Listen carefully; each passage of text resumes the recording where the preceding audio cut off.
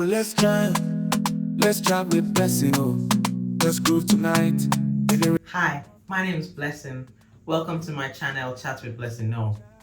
In today's video, we will be discussing Australia's Regional Employer Sponsored Visa, Subclass 494. The information I will share will hopefully help you decide if this is the visa for you.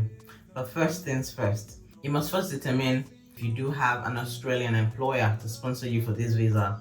Will your employer or sponsor be willing to consider sponsoring you in applying for the Skilled Employer Sponsored Regional Visa 494? You must have at least 3 years of work experience in your nominated occupation, have a relevant skills assessment unless an exemption applies to your case, and be willing to work only for your nominator or sponsor and the associated entities unless an exemption applies in your case. And you must also meet the Australian character requirements and the minimum English language requirements. I'll come back to these requirements shortly.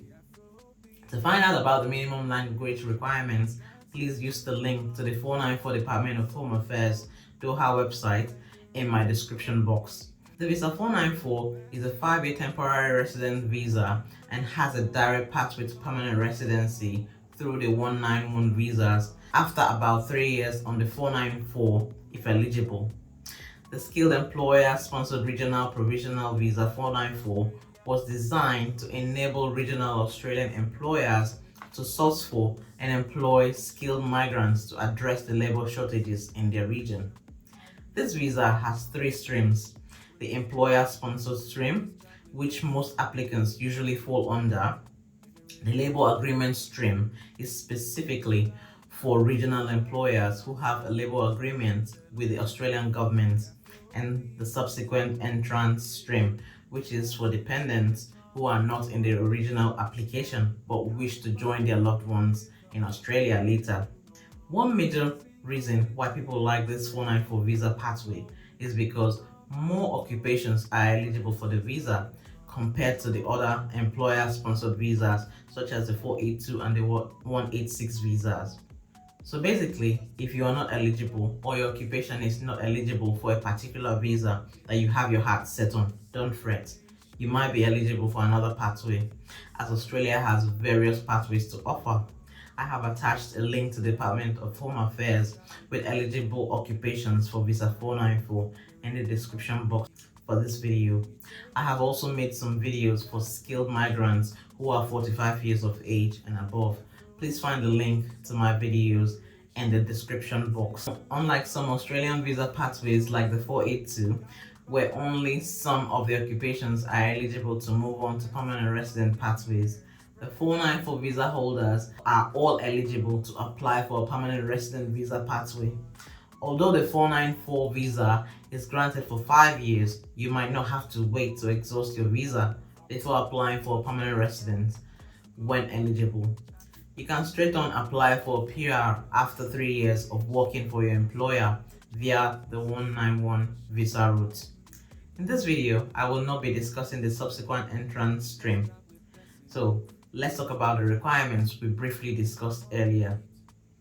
To be eligible for the 494 visa, you must first be nominated by an approved sponsor who is an Australian business located in a designated regional area of Australia. This sponsor must apply to get permission to sponsor you, and there are of course a few complicated requirements to be met by the employer. Another requirement is age. It is common knowledge that Australia's age cap for migration is 45 years. Hence, you will need to be under 45 years of age at the time you apply or you submit your application. And remember that this is not a point-based visa. However, you must have a valid skill assessment employer sponsor stream for your nominated occupation from the authorized skill assessing body. Please note that this assessing authority looks at your educational qualifications and your work experience to determine if you're sufficiently skilled in your nominated occupation to be considered for your visa. Prior to getting your skill assessment, you need to have at least 3 years of work experience in your nominated occupation. And that work must be full-time or the equivalent, and if on a part-time basis, then this should have been in the last 5 years. Your work experience can also be cumulative, and you do not need to have worked in a single continuous stretch. The third requirement is the English language requirement. And in order to meet this requirement, you must have at least competent English.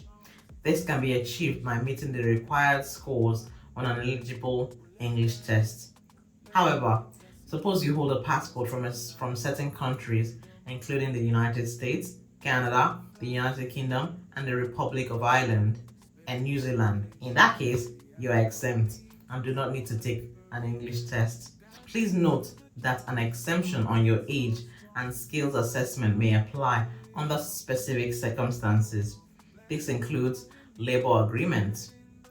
These agreements come in a few different forms, and there are in fact 5 types of labor agreements.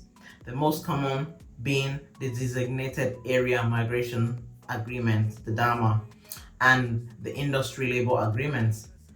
There are currently 12 DAMAs in place in Aussie. Businesses located in areas with a Designated Area Migration Agreement known as DAMA can apply to be approved under this agreement, and the businesses that do this are able to access benefits such as easy requirements for visa applicants to meet and lower minimum pay. And this helps local regional businesses fill in the labor gaps more easily. The labor agreement stream has some DAMAs covering areas including Arana in New South Wales, the Northern Territory, South Australia, and the Kalgoorlie region in WA, to name a few. You could visit the official websites via the link I have added in the description box to learn more about the different DAMAs. There are also a number of industry agreements, such as the Horticultural Agreement. This agreement favors occupations such as truck drivers, irrigation assistants, forklift drivers, and so on. These have been approved occupations for employers in this industry to sponsor employees. I have also added the link to these agreements in the description for you to check out. In addition to all this, you will still need to find an employer to sponsor you. This is the most difficult part, but if you're using a labor agreement stream, then the process is quite simple. As many criteria such as occupation salary ranges, which as of the 1st of July 2023 is currently set at 70,000 Australian dollar, as set by the Australian government for employers who wish to nominate workers for subclass 482, 494, 186, and 187. They must meet certain salary and employment condition requirements, and this requirements helps to ensure that employers pay overseas workers no less than the Australian worker who is doing the same work in the same location.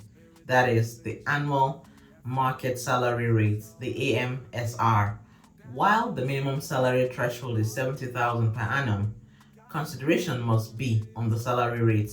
For instance, a graduate position as a mechanical engineer in Perth cannot be paid the minimum salary threshold of $70,000 because the starting rate for that position is around $90,000. These visa programs are not used to undercut Australian labor market. I have directly quoted this from the Doha website. Please see the link via the description box. The government has already approved English and age limits. However, the employer-sponsored stream is far more complicated and is very similar to the 482 employer-sponsored visa. Under the employer-sponsored stream, your sponsoring nominator or employer must be an approved sponsor, and they must also have the nomination approved for the sponsored position. The actual application process, which is the last stage and is the actual visa application, commences when the employer is granted these approvals. Then the department looks at the visa applicant. At this point, there will be an examination of their proof of English test results, the skill assessment, and the work experience to be sure they meet the requirements we mentioned earlier. As we also mentioned before, there are also the standard health and character checks that all applicants must meet in general.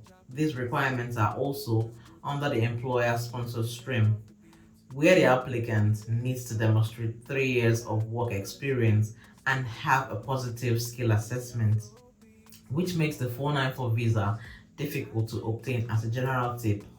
These factors are also required to ensure that the business has the standard business sponsorship approval and the nomination approval in place before you pay your very expensive visa application fees. I hope that this video has been helpful to you, and if it has, do me the honor of liking, sharing, and please subscribe to my channel Chat with Blessing O to get more videos like this. Thank you. Well, let's try with blessing. Oh, let's groove tonight in the rhythm of the beat.